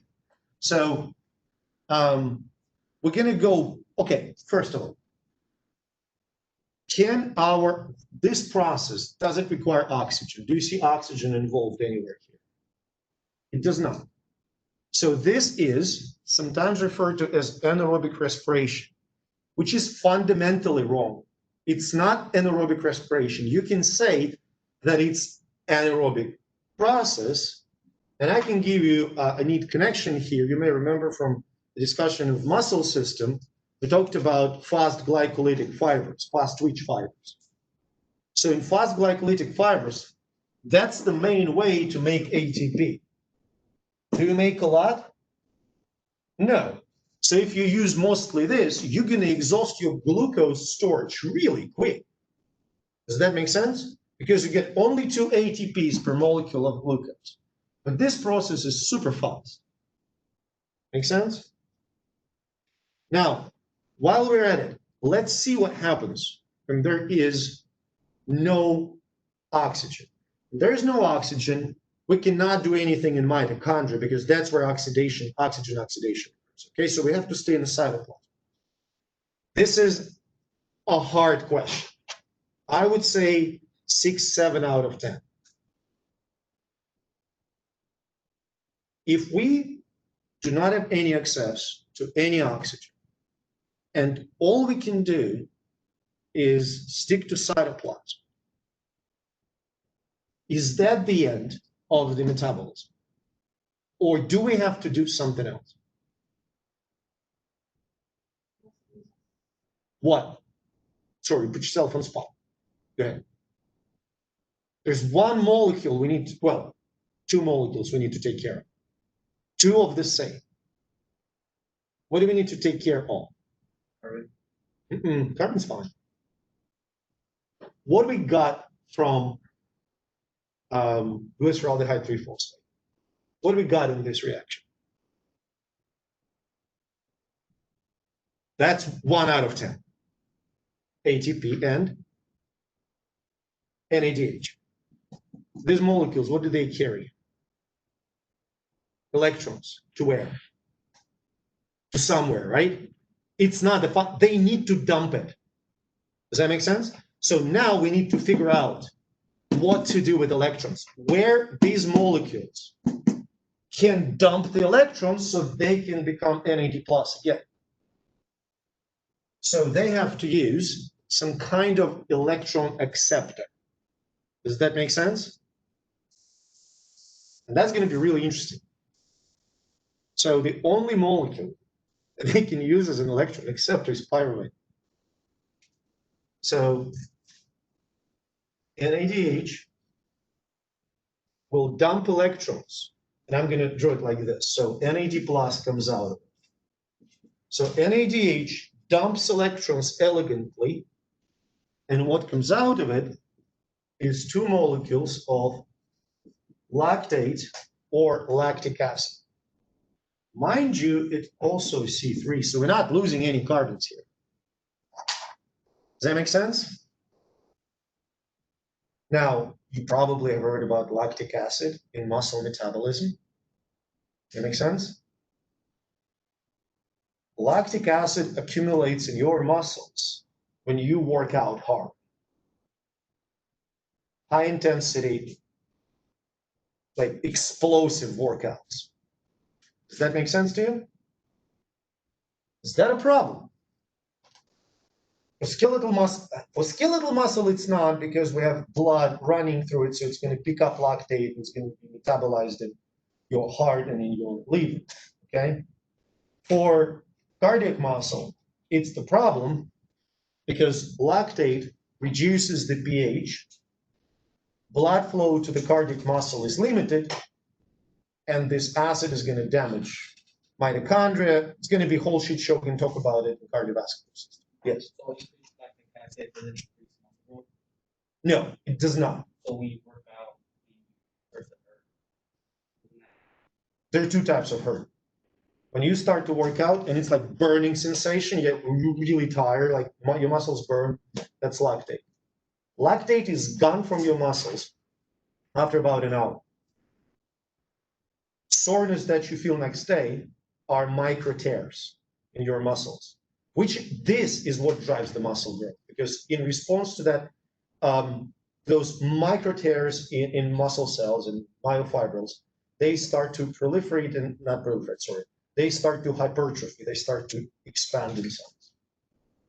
Lactate is just a bystander. Now, this is called lactic fermentation.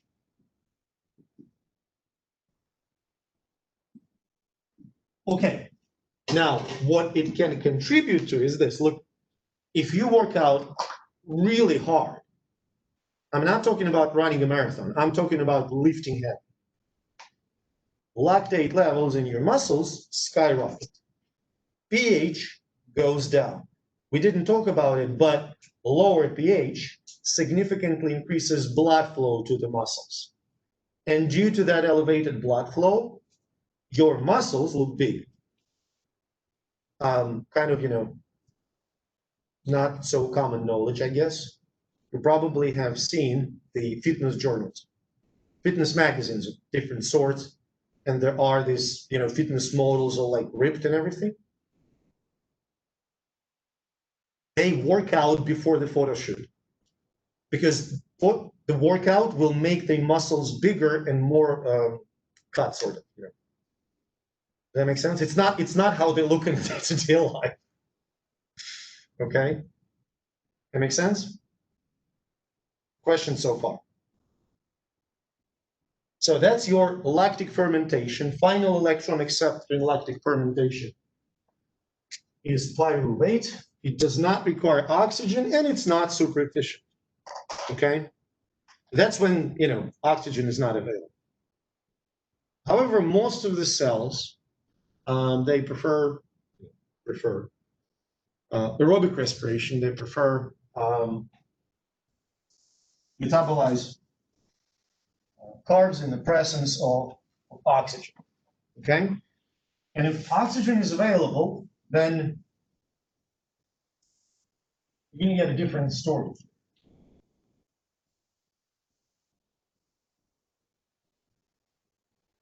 Okay, so pyruvates, I'm going to leave them there as a reminder for us. But I'm going to start the whole thing from the left here. So remember that the product of glycolysis is 2 pyruvate molecules. Are we clear? Now, we're going to talk about one molecule just for the convenience, if it's not a problem with you, okay? Just one. The fate of the second will be exactly the same. So here's your pyruvate, and this stuff happens in mitochondria already, okay? So pyruvate goes through the transition step.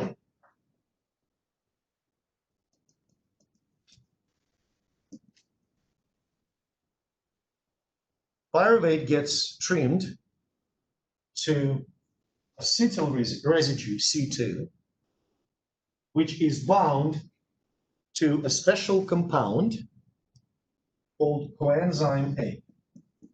So it's acetyl-CoA. Probably have heard that term. Sort of a convenient way to write it down is acetyl-CoA. Okay. How many carbons are in the pyruvate? How many carbons are in the acetyl? So you're losing 1 carbon. 5 out of 10 question. Do what? In which form can you lose carbon from your body? Exhaling what? No. Oxygen you inhale. What do you exhale? There you go.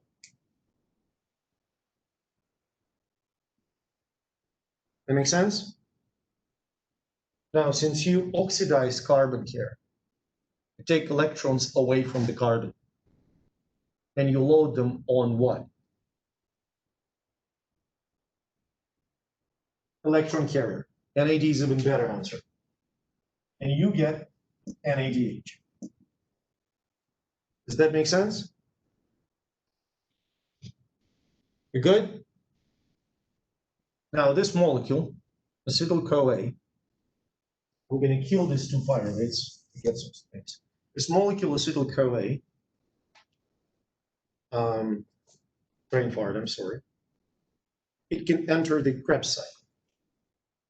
And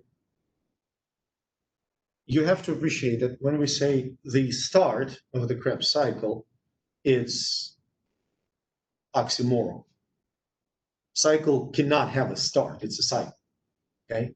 But it's just easier to start here. So acetyl-CoA combines with a 4-carbon intermediate of the Krebs cycle that is called oxaloacetate. And it is going to play a really important role in our future conversations. Now, when you combine C4 and C2, what you're going to get as a result? 4 plus 2 equals 6. C6. This is called citric acid. Actually, not citric acid. Let's use citrate, because we're using that anion. So citrate, okay? You form citrate. And here your cycle starts. First step is going to be isomerization of citrate. Let's skip it. Let's skip first step. I want to get directly to C5. Alpha ketoglutarate. Now, to kind of make it to clear my conscience,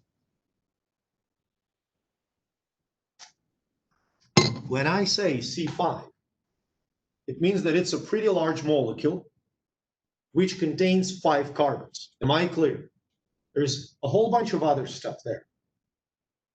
There are 5 carbons, right? When you go from C6 to C5, I'm losing carbon.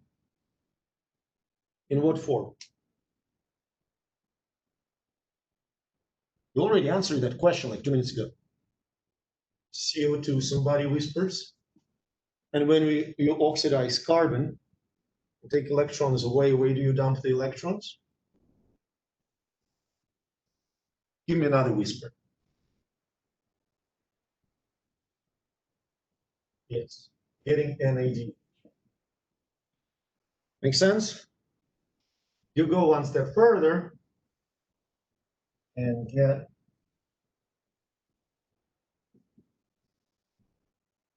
succinyl-CoA.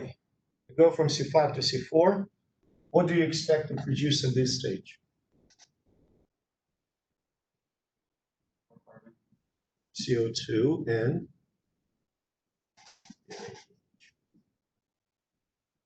now from here you go through succinate, formate, malate, back to oxaloacetate.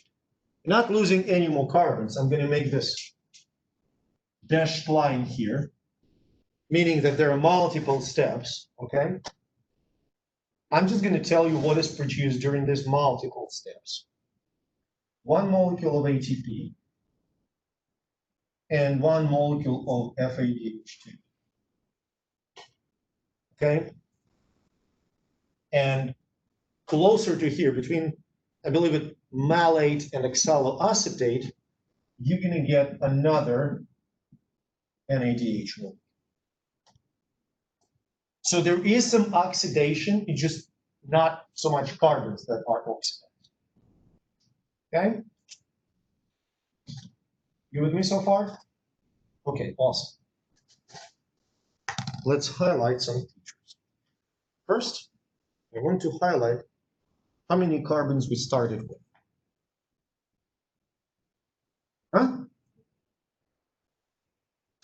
How many molecules of CO2 we produced? Let's go.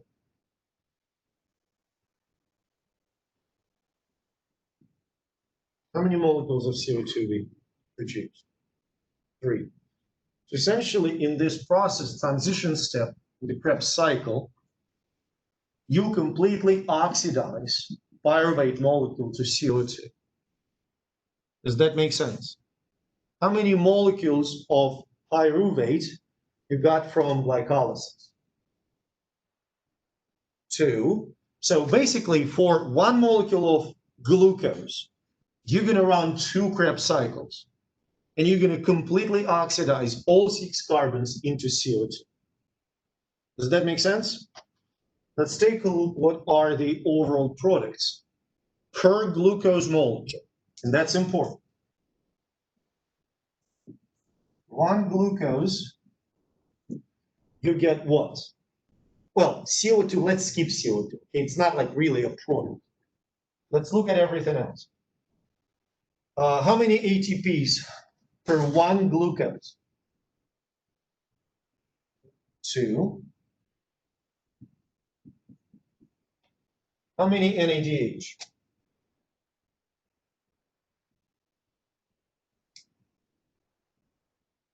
Huh? Per 1 glucose. No. 8. Because for 3 carbons, you get 4 NADH. For 6 carbons, you get 8 NADH. Does that make sense?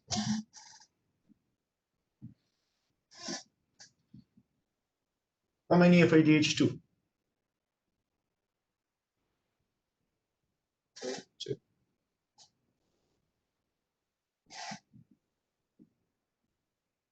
Not it. Yeah. Now,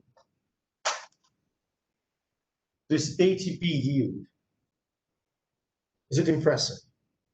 Very unimpressive, right? So what do you need Krebs cycle then for? What do you generate in enormous amounts? What are the, Electron carriers, right? You generate electron carriers. Well, you're not generating electron carriers, you generate electrons, which you load on carriers. Does that make sense? You see what I'm saying? So in terms of physiological role, we can say that glycolysis that we just reviewed is needed. It's not so much for electrons or for ATP, it's to convert glucose into pyruvate. And then transition step plus Krebs is to oxidize those pyruvate molecules to get as many electrons as possible, and a couple of ATPs is the icing on the cake. Okay? That makes sense? So what we end up with is a huge amount of high energy electrons ready to do something. Now the question is, what? So the last step of that process, called oxidative phosphorylation.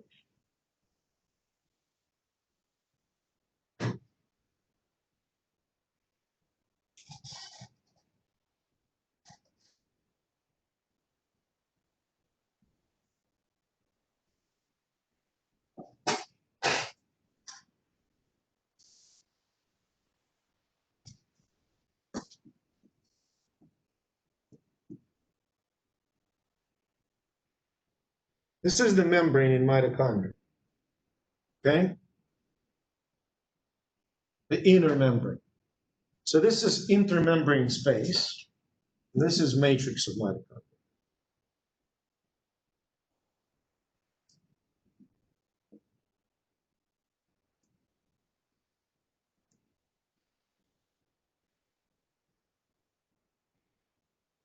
Okay? Clear? So remember, we have NADH with a buttload of electrons, right?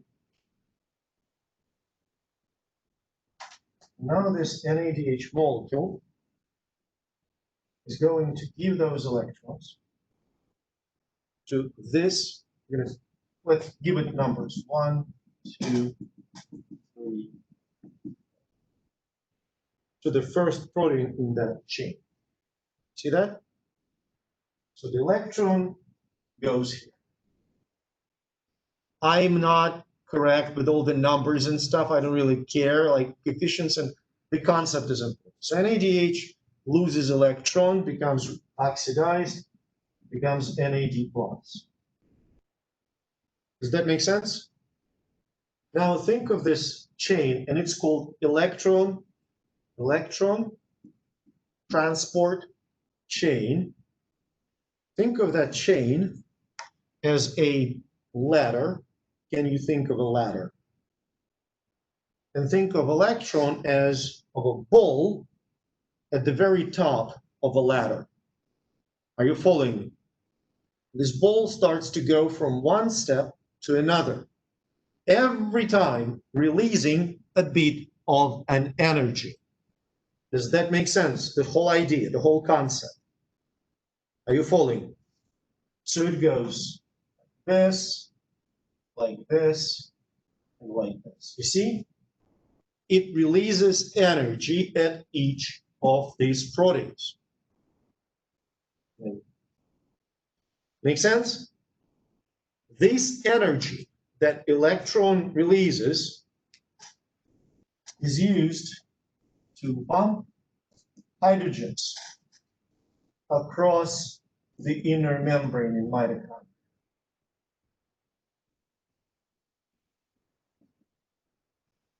Does that make sense? So you have hydrogens accumulating on one side of the membrane. So there are plenty of hydrogens on one side of the membrane and much less hydrogens on another. What do we call this distribution of concentrations? When concentration on one side is higher than on the other. The magic G word. Gradient. We have a gradient of hydrogen ions. Does that make sense? And we have much more positive charges on this side than on this side. So we have a gradient of charges. So we call it an electrochemical gradient of hydrogen ions. You with me?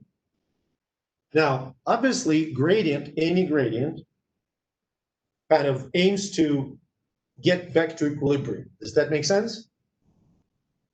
Crucial question. Can these hydrogen ions diffuse across the membrane directly?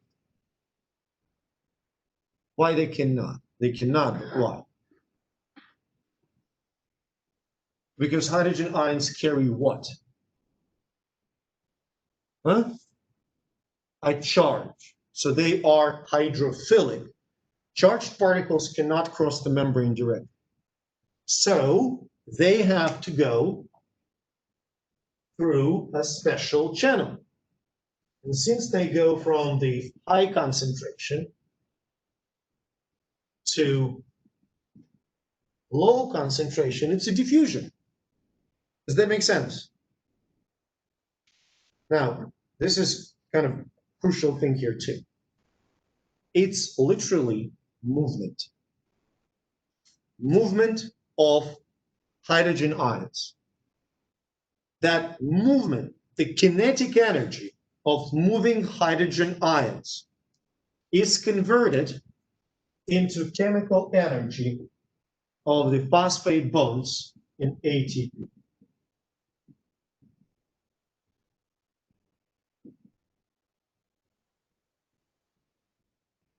Kind of going backwards, look, hydrogen ions move through that ATP synthase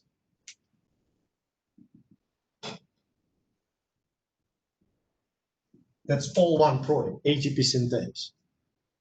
They move through it. Energy of the movement is used to make ATP. Does that make sense? Now, what created this gradient? This gradient is created by electron transport chain, which pumps hydrogens using high energy electrons that NADH delivered. Where did NADH got those high energy electrons from? Glucose. Does that make sense? Understood? Now, a couple of questions. Well, first, what happens to FADH2? FADH2 becomes FAD, and it delivers to the second port. Okay? Now, I'm not going to torture you with like you trying to recall how many of what is synthesized at each step. Okay? I'm going to actually put it right here. So, glycolysis, 2 ATP, 2 NADH. Transition step plus Krebs cycle, 2 ATP, 8 NADH, 2 FADH2. Does that make sense? That's per molecule of glucose. You following? So this gives us 4 ATPs. Now let's take a look at these ones. Turns out that one molecule of NADH,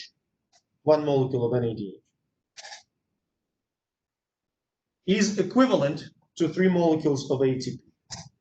I am not going to ask this on the exam, but if you ever need this, think of it this way. Look, 1 jump, 2 jump, 3 jump. Okay? So 3 molecules of NADH.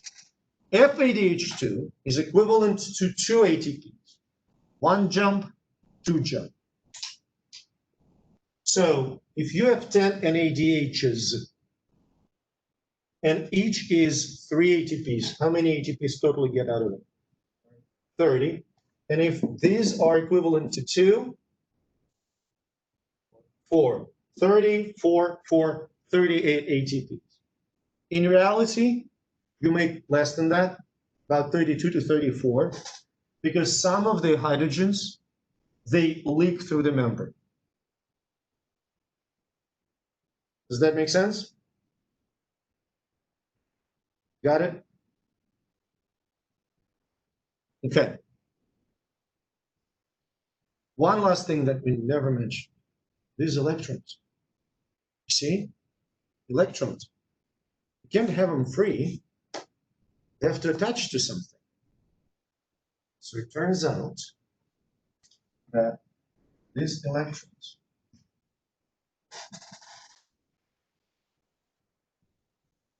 plus hydrogens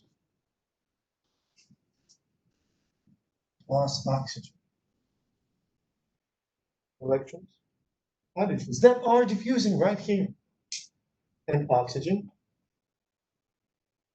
they're going to give you water. And those are your products of aerobic respiration. Does that make sense? Water and CO2. Does that make sense? Questions so far? Because I have a couple of things up my sleeve. Just medical things to chat about.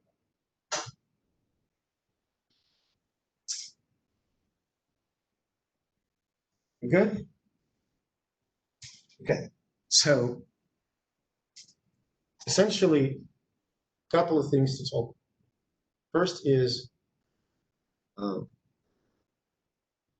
cyanide. You know, poison. Cyanide disrupts the function of electron transport chain. Because, well, you know, when you breathe, like you get oxygen inside. What's the purpose? Yeah, well, the whole shenanigan, right? The whole shtick to break down glucose, to oxidize it, to produce a whole bunch of ATP, right? So when you get suffocated, the main problem is that, you know, like, say you are, God forbid, probably terrible experience. You are underwater, you're running out of breath. You realize you need to breathe in because you have no oxygen to do that stuff, okay? Now, if somebody takes cyanide disrupts this electron transport chain. there is no oxidation. Your mitochondria become useless. And usually, and with cyanide, you essentially mimic suffocation. Oxygen doesn't work. Does that make sense? And interestingly enough, people who experience cyanide poisoning, they try to breathe, they hyperventilate of sorts. They try to breathe really hard because what they feel like they're suffocating, but they're not. Does that make sense? That's number one. Number two, interesting story. Now, don't do it. Promise me you're not going to do it. There's a compound known as dinitrophenol, DNP. And some fitness freaks use it to lose weight. It's pretty toxic.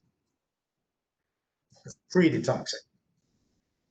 Now, what it does, I'll explain. So this is your electron transport chain ATP synthase, right? DNP, dinitrophenol, makes the membrane here permeable to hydrogen. 8 out of 10 question. How does it help to lose weight? Acid. Specifically, look, normally this membrane is not permeable for hydrogens, and they have to go through ATP synthase, right? If you make this membrane sort of make holes in the membrane, what's going to happen to those hydrogens? Are they going to leak back, right? Are they going to go through ATP synthase? Not necessarily. What's going to happen to ATP production?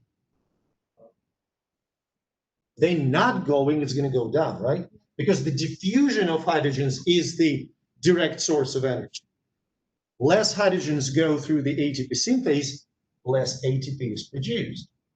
Does that make sense? But you still need it.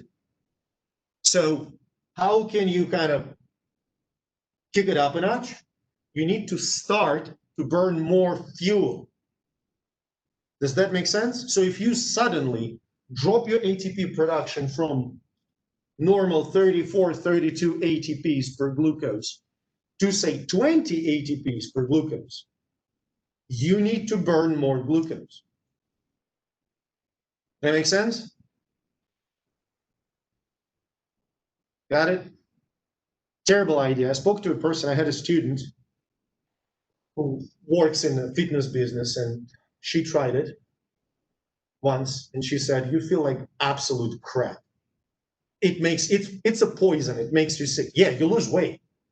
No shit, you lose weight. But it makes you sick. Very sick. So don't do it. Not worth it. Okay, any questions? So we're going to talk about amphibolism. We're going to talk about the links between the carbs and lipids and whatnot next Wednesday. Your exam is going to be next Wednesday, too. We're going to start with exam. I think it's 35 questions. Ballpark-ish on anatomy. I believe it's 40 on physiology. I don't remember. Okay. That's it.